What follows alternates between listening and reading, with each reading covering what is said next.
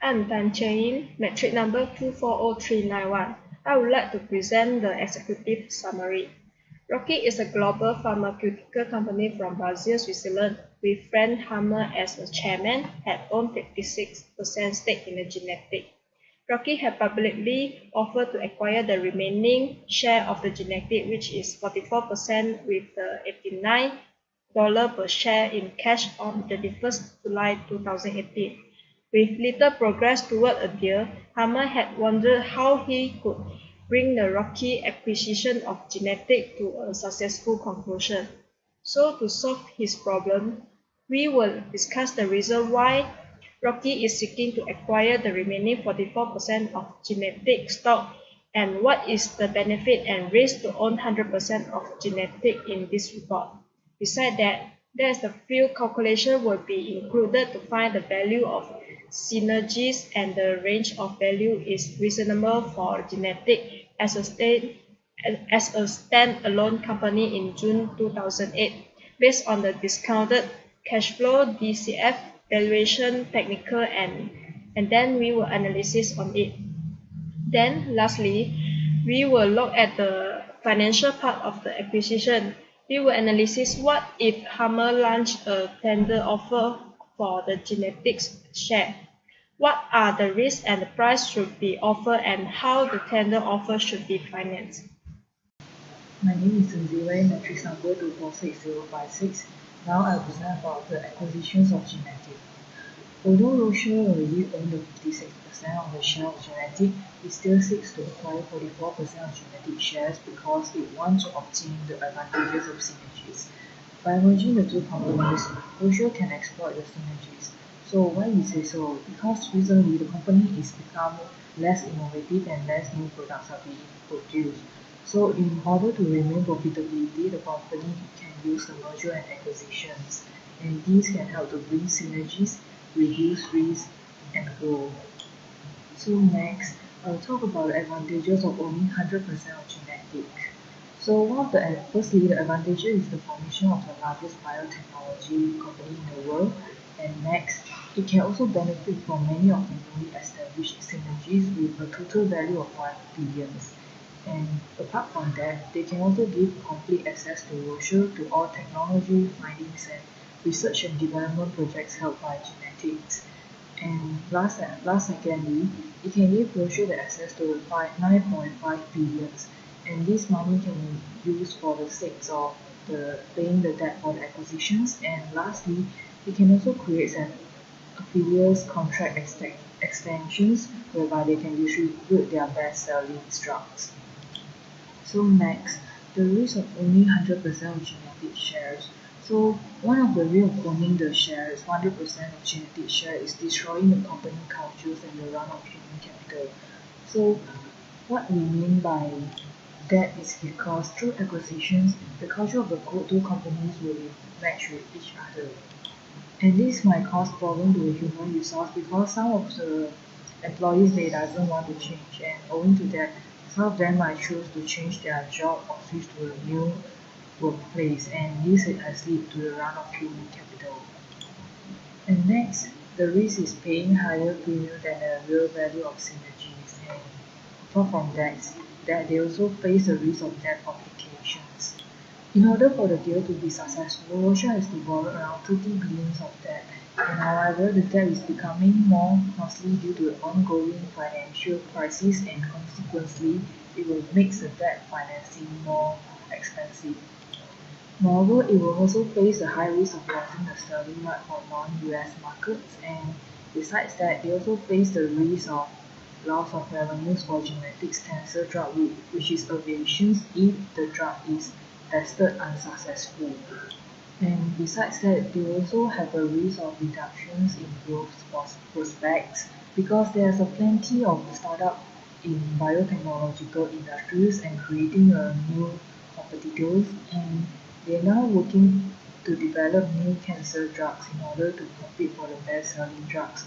So the development of the new drugs will then lead to the risk of skills of short of listings, and this will then reduce the growth prospect of Genentech. So that's all from me. Thank you. Now I would like to present the valuation of synergy. First, we need to find out the free cash flow from the year 2009 to 2013 and thereafter. This is a table taken from the Exhibit 9 Roche estimate of achievable synergy by expenses category and year in millions of US dollars. First, we need to multiply the percentage of dependents merger with Genentech with the expenses for this fire, and then we sum up to get the free cash flow. Then by using the free cash flow just now, we can find the terminal value by using the WACC 9% and the growth rate 0%. We substitute the free cash flow from the 2013 and thereafter with the WACC 9% and growth rate 0% to this formula. We will get the terminal value for 2013 and thereafter is US dollar 5,431.22 million. After finding the free cash flow and the terminal value, we can calculate the total value of synergy by using the net present value of free cash flow plus the present value of terminal value. So we will get the US dollar 4,953.21 million. Then we can find out the total value of synergy per share. Before calculate the total value of synergy per share, we need to find out how much shares still remaining to fully take over the Genentech. In 2008, the ownership stake of Roche in Genentech had been reduced to about 56% due to the employees of Genentech exercise their option. By assuming the Genentech have 1,052 million shares outstanding, Roche would have 589.12 million shares, and it still need to buy the remaining 462.88 million shares to fully take over the Genentech. By using this formula, we can find out the value of synergy per share of Genentech is US dollar 10.7 per share. I'm Tanjini, my national number is 245812. So now I'll present the discount free cash flow of Genentech from 2009 under 2018 based on the WACC rate 9%. So this is the free cash flow of Genentech from 2009 under 2018 rate for 10 years. So now we are using this formula to find out the free cash flow of Genentech. First of all, we need to find out the total revenue minus total cost and expenses, which is get the operating income less the tax. So after tax, operating income need to plus the depreciation and minus the increase or decrease in net working capital. So we will get the cash flow from operation. So this will be minus the capital expenditure. So we will get the free cash flow. So this free cash flow still need to minus the equity compensation. So end up we will get a free cash flow after equity settled equity compensation. So this is the free cash flow for 10 years of Genentech. So the total free cash flow for 10 years is 29,909 US dollars. Now we need to estimate the enterprise value of Genentech. We need to find the terminal value using this formula. So the 6,951.24 multiple 1.02 and divided by 0.07 and divided by 1.0 power 10 years. So we will get the terminal value is 42,785.8. So we estimate the enterprise value of Genentech is 72,694.8 US dollar. So now we estimate the enterprise value minus the commercial paper minus the long-term debt plus the cash would become the equity value of Genentech, which is 76,865.8 US dollar. So this is the total equity value of Genentech. So now we need to find the value per share of Genentech, which is using the 76,865.8 US dollar divided by 1,052 units of outstanding share of Genentech. So the value per share of Genentech is 73.07 US dollar per share. My name is Qing Yuan Yi, matrix number 237850. Now I want to talk about the analysis of comparable companies. Basically, there are three types of analysis will be presented. First is squeeze out analysis, second is trading multiples, and the last is analyze price targets. First is the squeeze-out analysis. Based on the squeeze-out analysis, the mean of the one-day premium is 16.8%. For the Rocky, with the offer price of $89, represented an 8.8% one-day offer premium, which show that Rocky one-day offer premium is much lower than the average of 16.8%.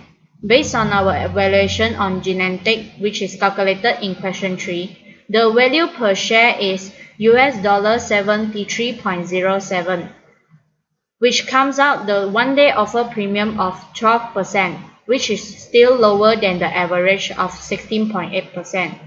Since our estimated offer price is lower than the average, so there should be more squeeze-out premium added to the offer price in the Rocky deal.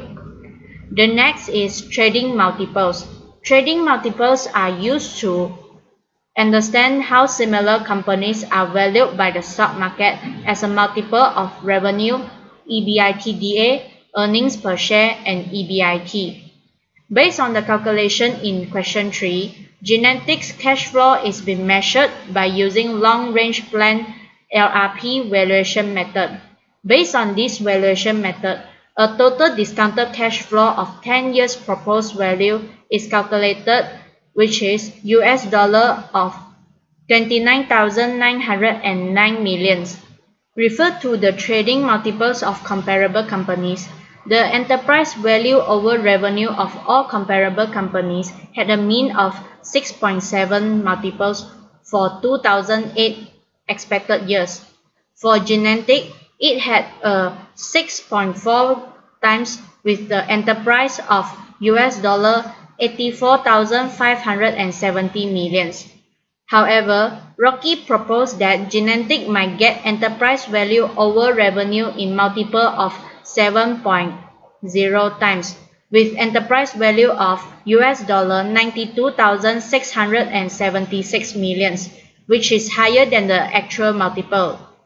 Then, we can see that the EBITDA of all comparable companies in 2008 expected years had a median of 12.0 times, while Genentech's EBITDA is in multiple of 50.1 times, which is higher than the median.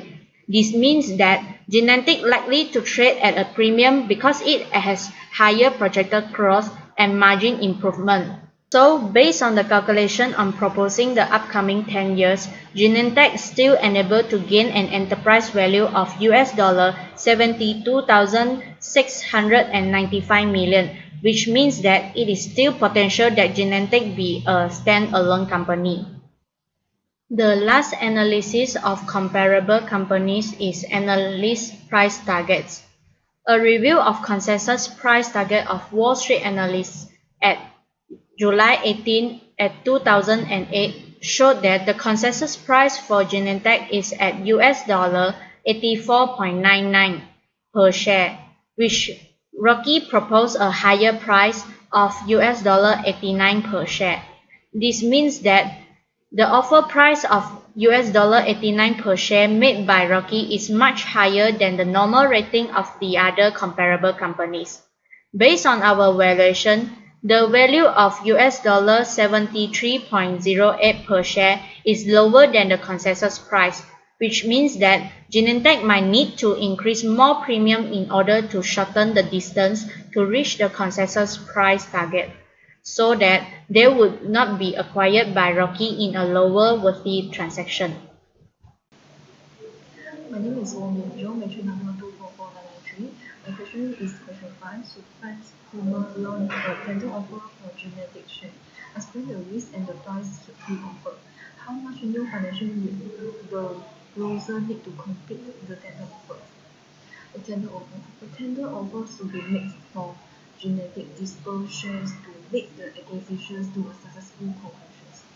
Given the LRP plans as a base case for our valuations, and given that there is to be a tender offer, we would recommend a price per share based on the base case range of $70 to $83 per share, with synergies of $10.7 per share The maximum tender offer should be in the range of 70 to 93.7 dollars, since the minimum offer is the market price, which is 82 to 84 dollars.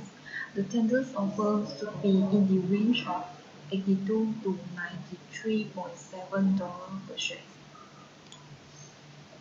The risk. Roche would be able to buy only shares actually tendered and would need to comply with the terms of the affiliations agreement in order to squeeze out the remaining shareholders in the second step merger. Some shareholders might decide to not tender their share, even if they thought the price was fair. Okay, new financing. Assuming a price of $89 per share, Roche's total cost of equity 44% would be $41.196 million, out of which $21.520 billions would be new financing. The best way to finance the rest is through debt financing.